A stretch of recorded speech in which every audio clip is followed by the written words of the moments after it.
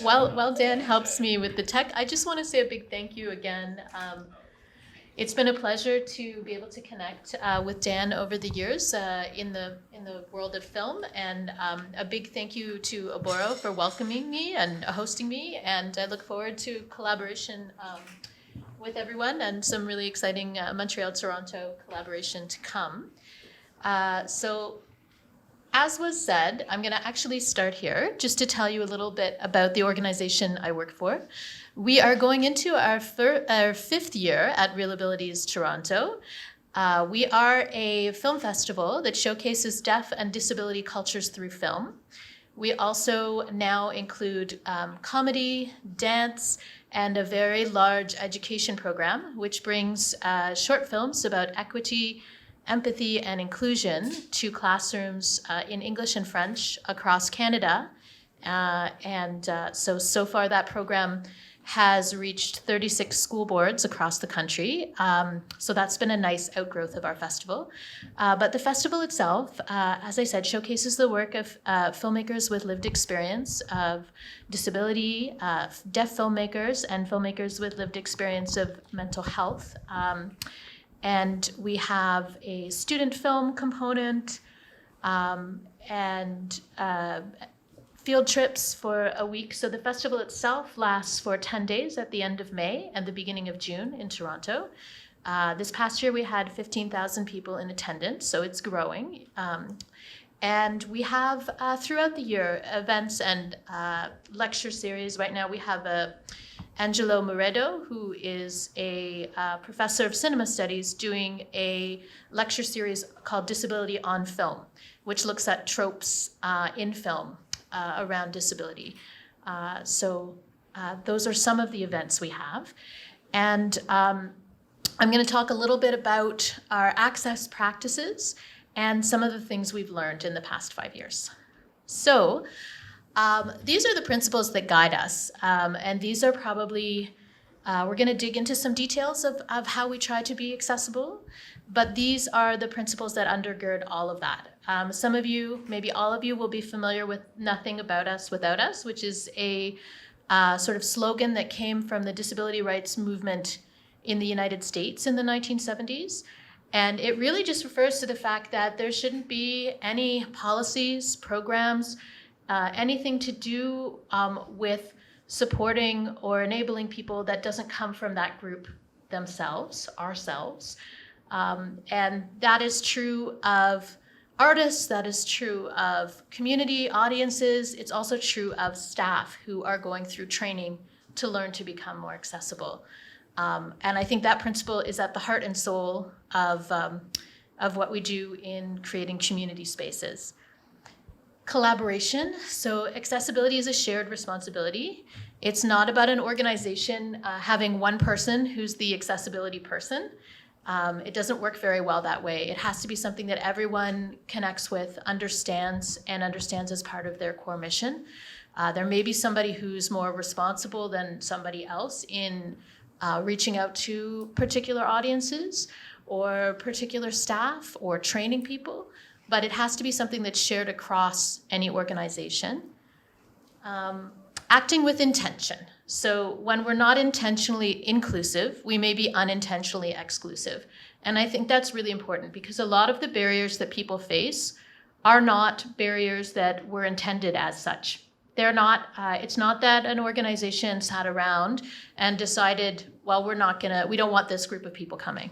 That's not usually how it plays out. It's the unintended, the things we didn't think through, the things we didn't rethink that make often the most painful barriers. No new barriers. So once we're really thinking about barriers, whenever we do something new, a new season, a new program, whatever it is that we're doing, we want to make sure that we're not adding to barriers and creating new barriers. Accessibility, sometimes people see as a have to, and I would say it's an amazing creative opportunity. It's an opportunity to rethink what you're doing and how you've always done it. It's an opportunity for disruption. It's an opportunity to hear from new voices and to integrate new ideas. So it's actually, I think, in the arts world, accessibility is very, very exciting. And It's a process, not a checklist. So you may hear from us some suggestions and some ideas of ways to start thinking or to continue thinking about how to be more accessible. And there are things that may feel like, oh, do this, don't do that. But ultimately, it's an ongoing process. We seldom will ever, any organization will ever say we're completely accessible. That doesn't really mean anything, because there's such a diversity of needs and such a diversity of ways to access arts that it's really more of a process. It's really more about how you work rather than exactly what you do.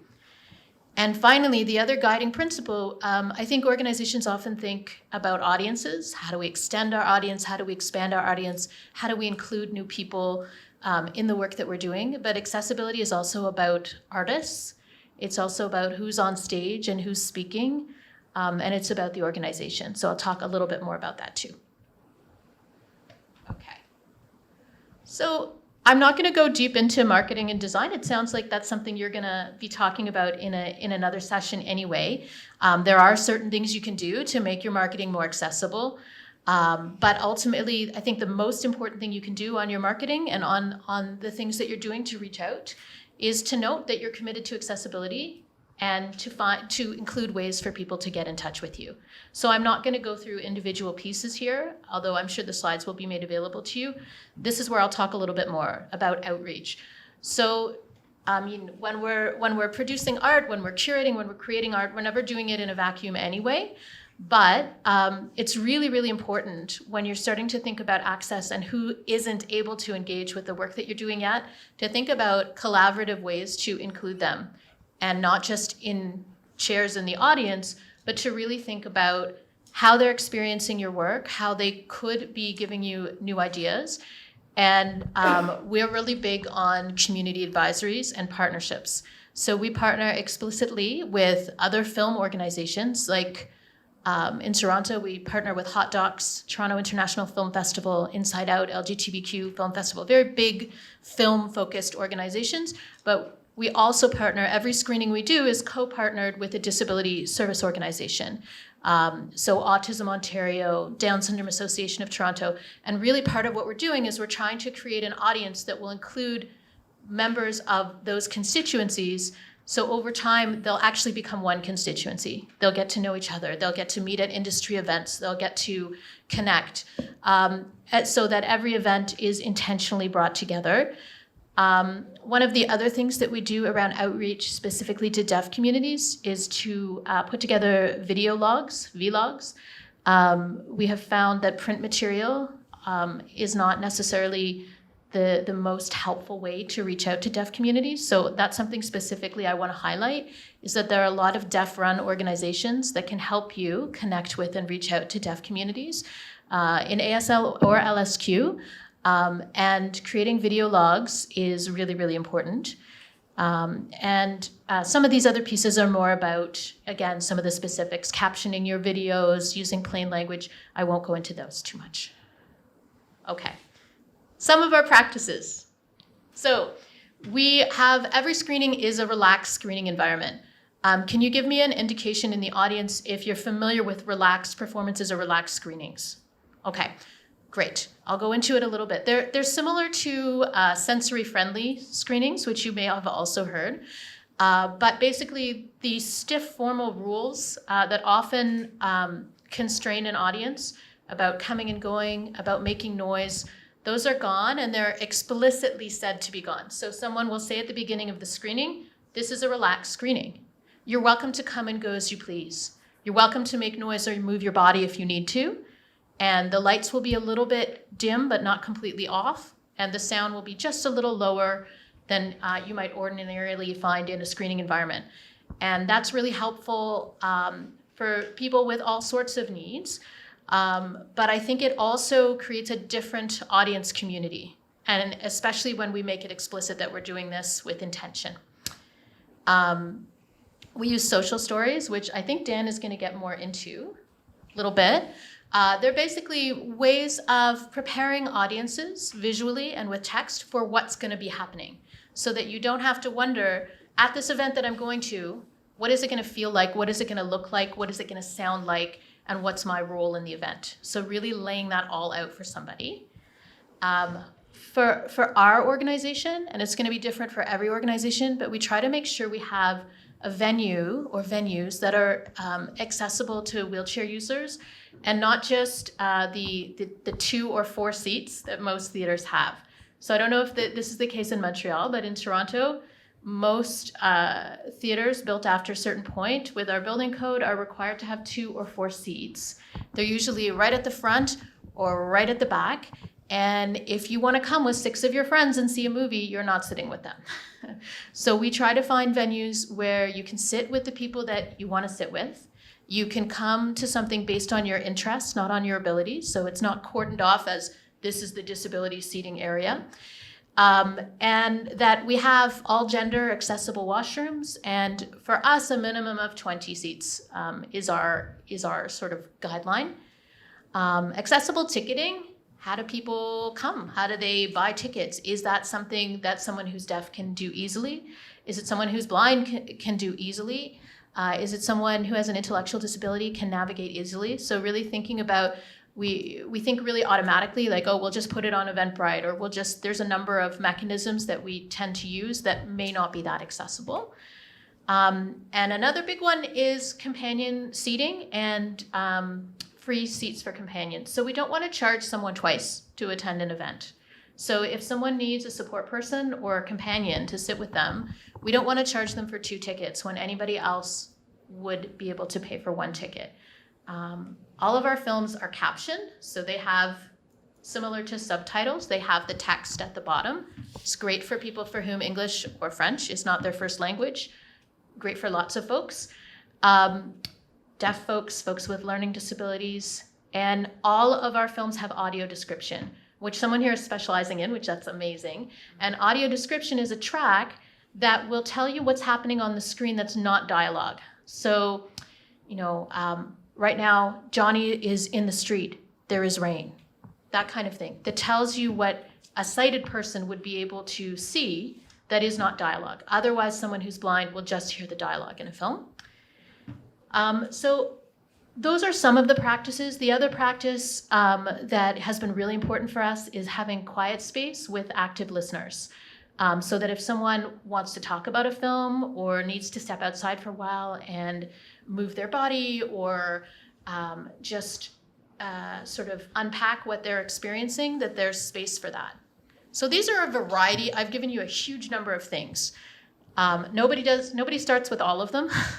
You need to work with your community to see which things are going to be most important to the people who are interested in engaging with you. Accessibility for artists, I think, is really important too. So we often have venues that have those 4 seats, but the stage isn't accessible. I think that sounds an awful message to people. Like, you're never going to be on the stage. We don't expect you to be presenting or to be the artist. Arts grants and funding applications are often extremely opaque and difficult, and they're not accessible. And I think that's another area that we really need to look at. I know Canada Council has done some work in making changes there, but I think that there are a lot of barriers institutionally there. Juries don't often have artists with lived experience of disability or deaf artists on them. I think that's another important area to think about. And then your work environment. We don't think of ourselves often as human resources specialists or focused in arts organizations, but we are employers. And so we really need to think about our own practices. Can someone have a flexible schedule when they need to? Can they work from home? If there are times when they're going to be unwell, can we work around that? Often in arts organizations, people have so much passion, and we work them really hard with all that passion. Some weeks, 80 hours a week. That may not be possible for the people that we want to make sure we're including. So important to think about that. Working with early career artists and students is especially important in this area because they often have had barriers and haven't had a chance to develop portfolios, to do that first, 2-minute film. They often haven't had that opportunity. So really investing in people at the beginning of their career is so important. And equitable funding. For any of you who are from funding organizations, I'll just leave that there. And some thoughts for organizations. Who's on your board? Is your board representative of disability and deaf communities? Is there commitment for senior leadership? How do we recruit? How do people find out about opportunities at your organization? Are we recruiting in a way that people who have experienced barriers will find out that there are opportunities? On and on it goes. Finally, a visual for you. These are some of the films that we had last year, and the blue film is a film from a deaf artist. The bottom animated film is a film that we use in our children's program, and it's about a toy factory and what happens to toys that are considered broken. Beautiful film. The film on the upper right is called Adam's Bar Mitzvah, and it's about the bar mitzvah of a non-speaking young adult with autism. And the film on the bottom right is from Australia. It's called The Interviewer, and it is about a human resources worker with Down syndrome in a large law firm in Australia. So I've thrown a ton at you. My apologies for that. But I would say we were asked to think about next steps, and I think that's where the conversation is going to get exciting between the three of us. But I would say engage with communities that you feel you're not engaging with, and set up a community advisory. Audit your organization. What are you doing that's working already? What do you maybe want to add? And collaborate. Collaborate with partners. That is, I think, the most important. Nothing about us without us, and collaboration are the heart of becoming more accessible.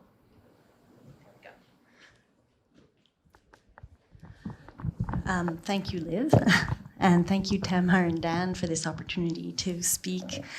Today, I'm going to speak a bit about what the Muses, what we do as an organization, and I guess, how we integrate and how, well, some suggestions we might have at the end. So I'm starting with some photos, generally taken from a cabaret that we did at the Muses, something I'll talk about a bit later, with different pieces. One is a clown piece with a woman and a man. The other is a piece of absurd theater where the people are dressed in black. Again, a woman and a man.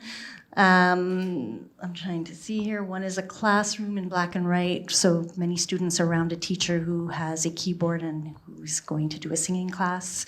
Another one is from Zoo Story, which we translated and did in English and French, which is rare for the Muses because we're mainly a French organization with some English, with two men on a bench.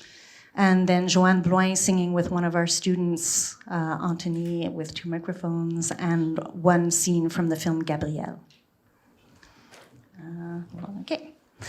So basically, the Muses as an organization was founded in 1997 by myself. I started adapting and teaching dance and eventually integrating people into mixed classes in 1991. And started offering recreational programs. It since became, well, after seeing, I guess, talent with the clientele that I was working with, I decided at that point to transform the program from recreational to a professional program. For people with any kind of disability, was the goal. People with cognitive developmental disorder, people with autism spectrum disorder, physical or sensory.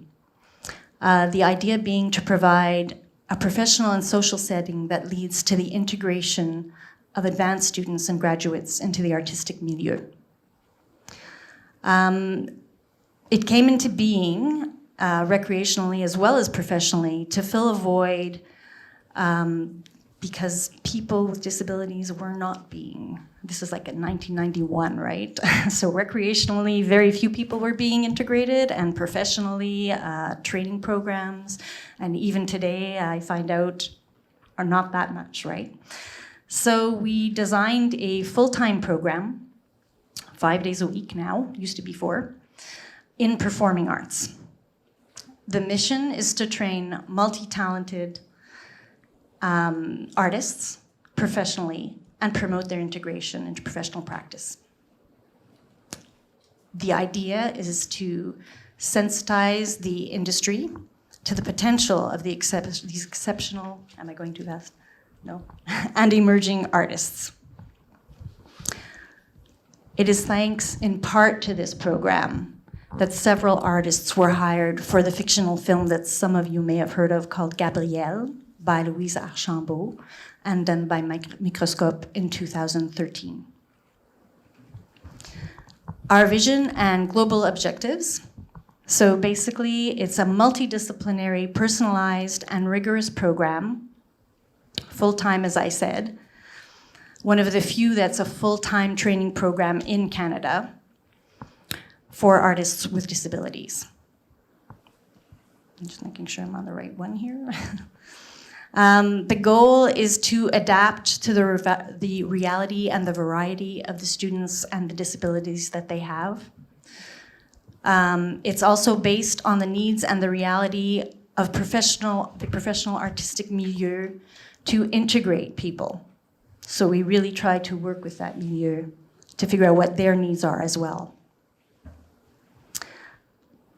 Okay, we use different strategies, which I will mention also later, but to increase visibility and to promote our students in Quebec, in the cultural landscape, and across Canada, as well as internationally. The international part is done mainly through companies, which I'll talk about later, who hire our students. Conscious of the need to offer a training program in the arts that will lead to national and international careers at the highest level, the Muse hires competent professors and teachers who work professionally as artists themselves. I have their names here. I'm not necessarily going to mention them all, but they are all artists within their own right in each field that we offer. We also offer, so they offer in a regular program, these teachers, but we also offer through that master classes by artists, directors, and professors who work in the artistic milieu as well. So for example, Eric Jean, who is the director of the Katsu for a long time, came and gave a master class. So he offered 3 classes accompanied by our regular teachers. Or Emmanuel Jout, who is a choreographer here in Quebec who is pretty well known, again would go to our dance class and offer, I think he offered 10 sessions. The goal being that our students get to know these artists, but they also get to work with our students. As I said, it's a full-time program and people train for a minimum of 5 years. Technically. They're allowed, though, contrary to some other programs in professional arts, to be hired in between those 5 years, but they always have to come back and finish their training. Admission is based on an audition period to give not just one time, but a maximum of chances to audition, where our professors and coordinators of the Muse evaluate the artistic potential, as well as the talent of the candidate.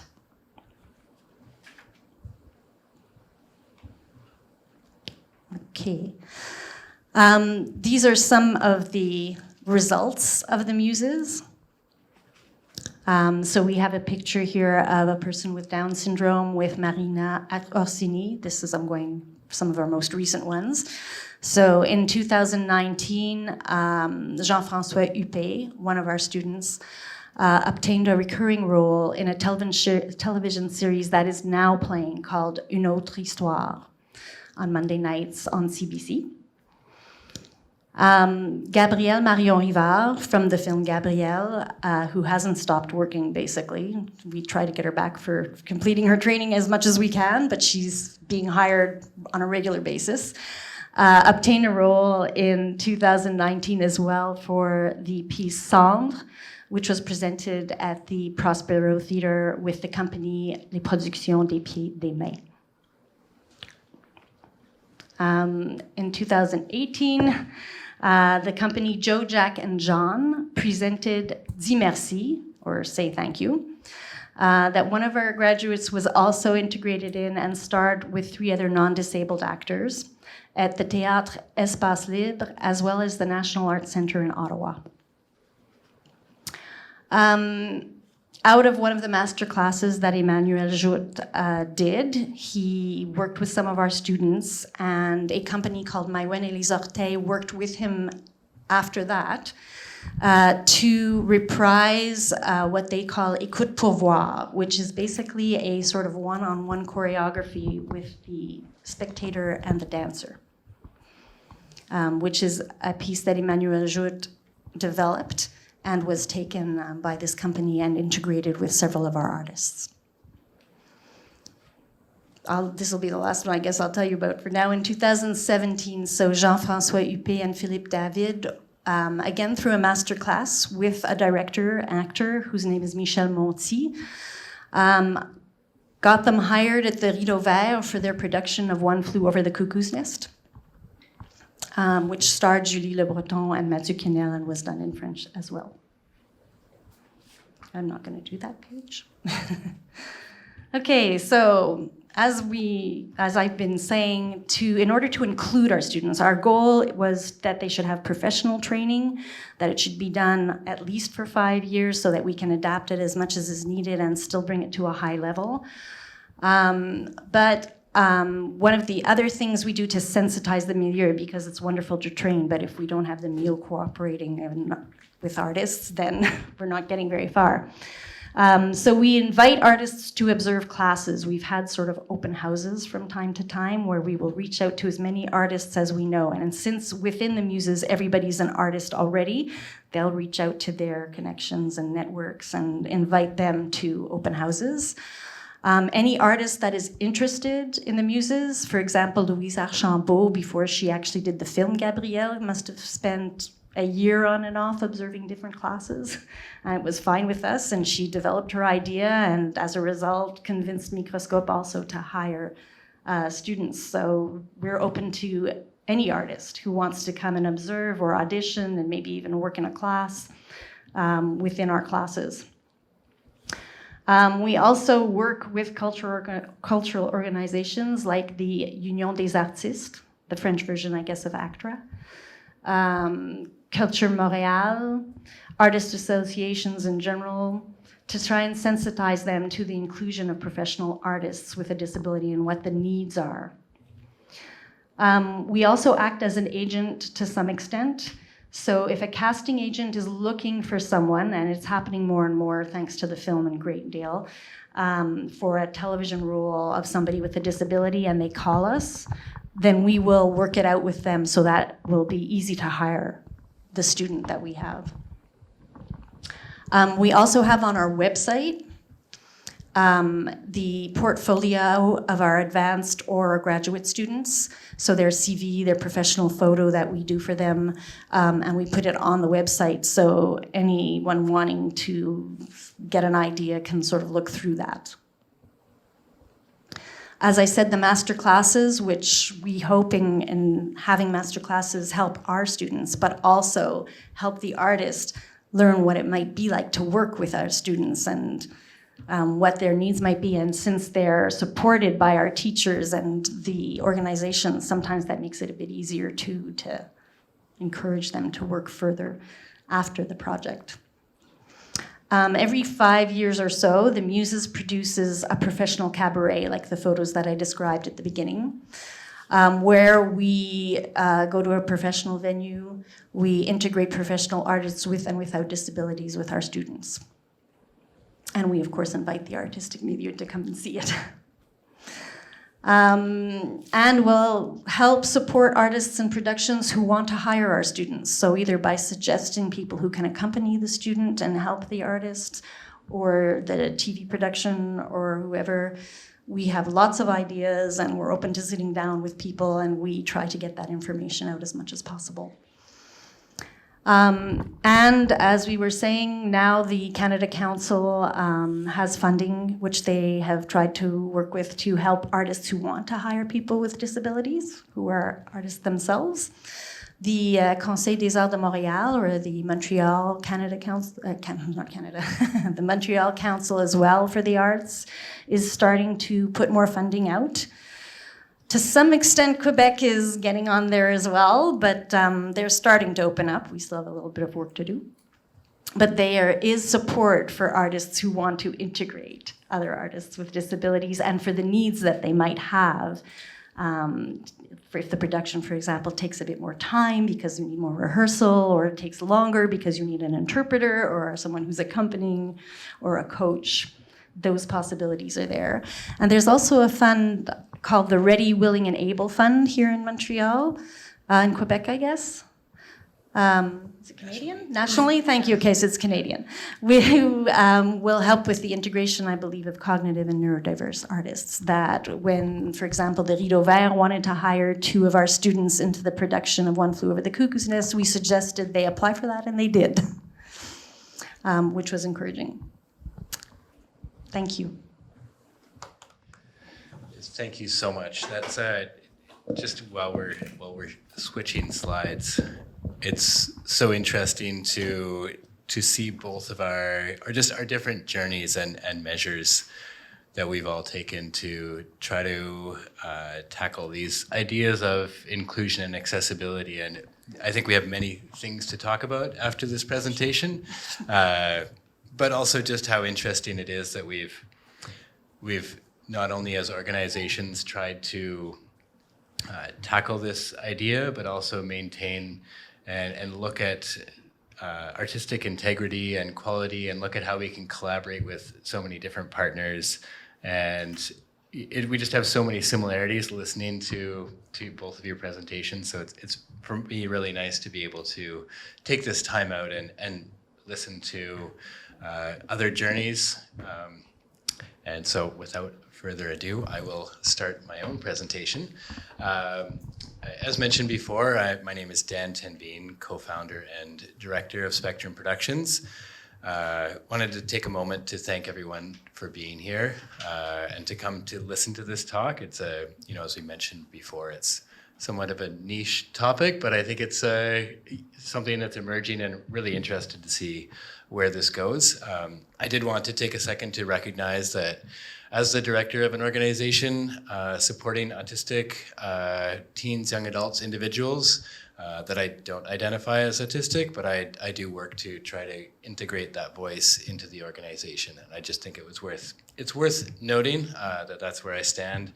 But my presentation today is just from my observations over the past 10 years, trying to find inroads and avenues to professional practice, to self-creation, or to creation.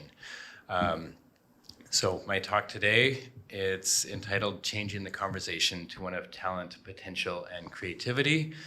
It's about focusing our energy on advancing a culture of opportunity and accessibility. Spectrum Productions, our mission is to create opportunities for youth and young adults on the autism spectrum in media production and the arts. We do that by enabling folks to create content in their chosen digital medium. And I'll get into more of what we do as an organization. But how we got here really, it kind of began from this journey of realizing that, not hard to figure out, but there's a lack of recognition for autistic creatives and others. I will also note that while there's a need for many different communities and populations to be included, we decided to focus our energy where we had some skill or some skill, but some experience in supporting. So through a number of factors, we ended up on this realization of addressing barriers to practice. And part of this journey began from trying to find funding, trying to find similar avenues that I've heard discussed tonight. We worked on partnering with the Banff Centre for the Arts, for example, trying to find funding through Canada Council, watching this whole process of starting to see where funding bodies could potentially support, looking at larger institutions, looking at setting up a residency at the Banff Centre for the Arts, for example. That became this realization that there were so many different barriers to actually setting that up that we had to kind of back up and and start from building from the ground up and building capacity as an organization. So where we started was just we needed to build a center for content creation, for building skills, and building generally our capacity as an organization. To do that, we realized that setting up individually tailored pathways was important for folks to be able to reach their goals. And that's a career goal or a self-expression goal, whether that's in media production or the arts, or for some it's a hobby too. It depends on where they choose. But also realizing that having multiple specialties to aim for example, folks that may want to be a sound designer, or someone that wants to be acting on the stage, or someone that, there's many different roles, as we all know, in the arts or in media production, to express, to create, that we can access. So making sure that we were offering those different pathways to get there. Also, I think something that's important to note that it's kind of a reflection, I guess, our success metrics are we succeeding at providing programming? We try to really focus on, are folks motivated to engage in the activity that we're providing in the content creation space, and are they engaged, versus perhaps some other metrics that might be more prevalent. And so I guess that brings me to really how we got here, this idea of interrogating access, and us being at this talk, for example, sharing what our best practices are, what our institutional model is. I don't know if it is a best practice. Perhaps sharing across this table, we're seeing some emerging strategies that worked and haven't. But for me, where I started as an educator, challenging that system has been really important for me. So learning what our members, our users' motivations and interests are, and using that as our starting point to really design our programs, and to continue to center our activities on what our members' motivations are, versus what we might think our organizational goals could be. And that's in contrast to, again, I'm going to look at the education system, where you have to jump through a certain number of steps, whether you enjoy that or not, and that's not necessarily going to help you reach your goals. So we had to there's so many different opportunities to put effort towards building accessible practices. And for us, we took two things to keep ourselves focused on. One was just that we're working to build opportunities. Another is that we want to make sure it's accessible. And it's not just accessible in all the different ways that we'll get into that later, but also to all levels of ability and expression style, and challenging what societally folks think might be possible. So again, we have more to learn. We always have more to learn, and we're super interested. That's why we're here. A theme that's emerged also, I brought it up before, changing the conversation to one of talent, creativity, and potential. We're shifting how conversations begin. What are folks' goals? What are their motivations? And we're keeping our focus there. We're trying to design our structure in a way that allows each user to define their path, to be steering that. And we're trying to focus our energies. So it's a little bit of a recap of the past points, and I just wanted to bring this back to imagine as a creator, as somebody accessing our organization, our institution, how it would feel when you're asked about your aspirations, your motivations, and that's the guiding feature in how you first enter our system, our organization, we're setting up these structures, and I think often it is about this narrative of overcoming challenge, and that tends to be valued over what someone's just creative, expressive ideas are, and trusting that that's going to be represented. And so just to bring it back to what do we do at Spectrum, I haven't explained that much. We have a wide variety and diversity of programs. We run 7 days a week at this point throughout the year. there's many, many different access points. They're all leading to our Creative Media Lab, which is our professional stream program. It was our original goal, but we realized that we had to build some stepping stones, some foundations to be able to get there. So this wide variety of programs, I'm not going to go into it because I will get distracted. But our Creative Media Lab is it's our flagship program of the organization. It's our professional stream pathway. It's, how we're doing it is we're really looking at this hands-on project-based creation model. There's 3 parts to it: this creative content, this outlet for self-expression, this professional stream. So once you're practicing in this arena, you're in a creative sense, you're preparing yourself for pursuing a professional pathway. And of course, we need different training elements that folks can pick and choose from based on what their path is. And so really all those other programs they're kind of this like interest realm or exploratory realm. Our Creative Media Lab is trying to move those interests to real skills acquisition, to talent development, and pursuing that career pathway. So again, it's a program intended to transition folks into professional practice and into the professional talent pool. This notion of access, we're continually interrogating ourselves, and I'm very interested to continue to be challenged in this journey. We've put a lot of effort into our physical space. We've added things like air conditioning and making sure that there's no scents in the space. There's a wide variety of lists that I heard mentioned earlier tonight. Part of how we're making our space accessible is trying to pass on that feeling of ownership to our members. So when you're walking in the room, it's not it's not myself that's greeting and welcoming you. It's our members that are feeling ownership over the space. Part of that is that we tried to design our space to encourage movement. A lot of folks tend to, you can see an image there of one of our main production room. You can have a lot of different points in that room where you can be observing, watching, engaged, but not necessarily sitting around the table. There's a screen in the back. We tend to put that on, and you could be observing from many different points, and we see our members doing that kind of thing all the time. So having that choice in your level of engagement, but still being a part of it has been very valuable for us. Bringing up the notion of our style of developing access. It really, for us, it just started with enabling motivated creatives and exploring those skills that they're interested in investing in. So making sure that our members, our creatives, are deciding that they want to invest in developing that skill.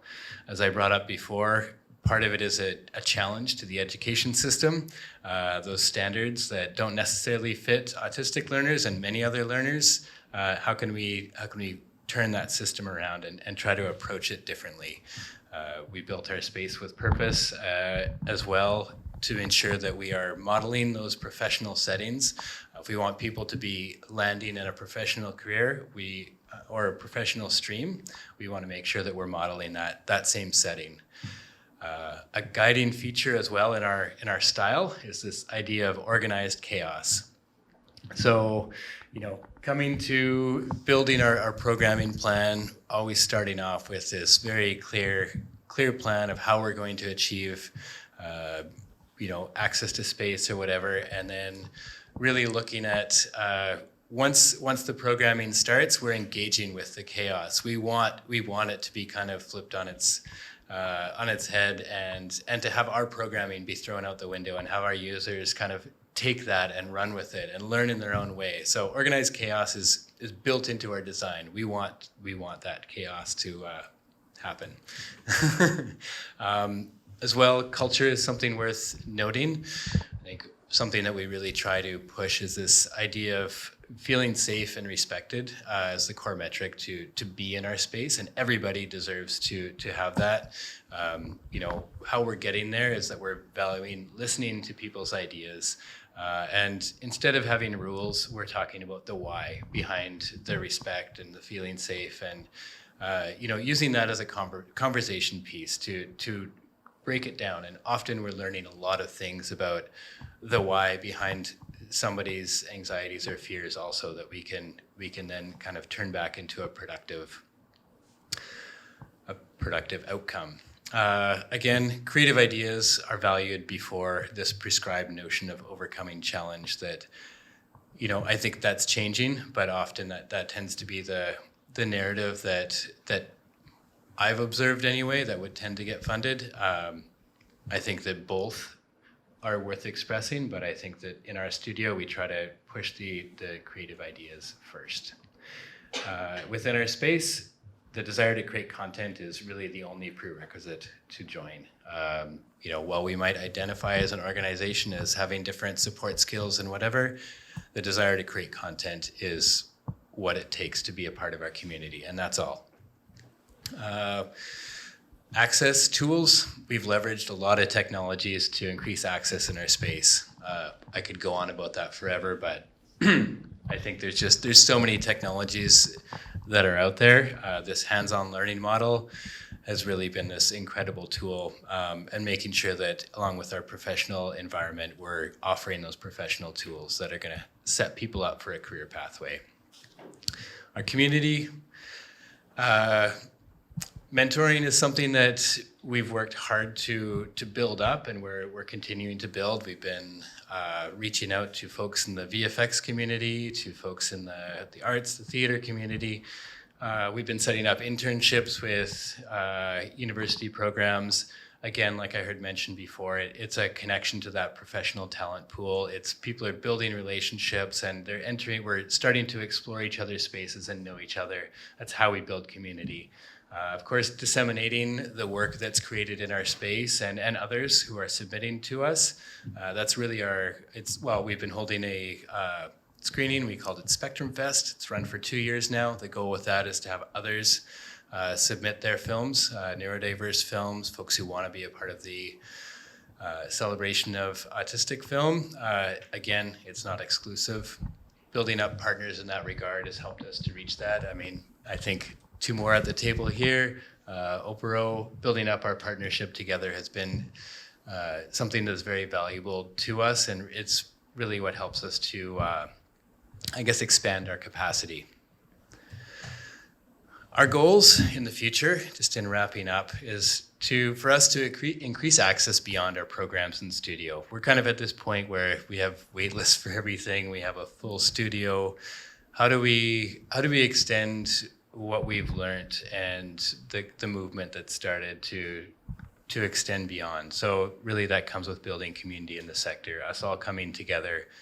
This talk tonight, we want to continue to learn more and build more opportunities for the community we've built within Spectrum and also those around us.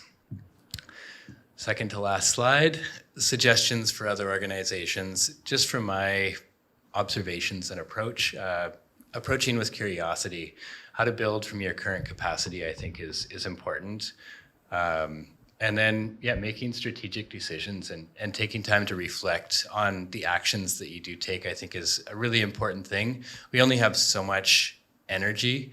So are we going to do a one-off initiative that, it might be helpful as a pilot to experiment, but what can you plan for that's going to stick? And so that's probably the thing that's more worth putting energy into. Is there something that complements your mission already? You might be doing things that are quite easy to build on. And again, what are the access benefits that might benefit other users than the intended group? I think there's examples of this all the time. Having text on screen or audio description, it might benefit a variety of people. And it's just going to raise the capacity of what we do and the community and probably engagement. I think it was mentioned earlier that we're just going to engage more people. Final slide, some concrete ideas to increase access based on my observations. This relaxed performance, it's really about front-loading the information available. I think there's a variety of ways to do that. I'm personally very interested in trying to develop tools that we can replicate and all use as a sector. One idea is this that we've started to explore is just even how to navigate to our physical space. The idea behind that, if it's you have a lot of information and preparation time on just how to arrive, perhaps there'd be more energy available to engage in a creative sense or in other ways. Having an accessibility statement, it's something that I was challenged to do and realized that we did not have one on our website. It's a very easy step to take.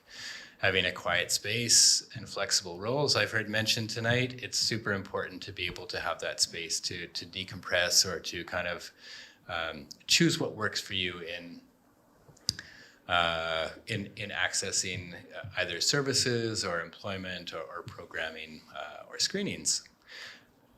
Integrating technology solutions, there's so many out there.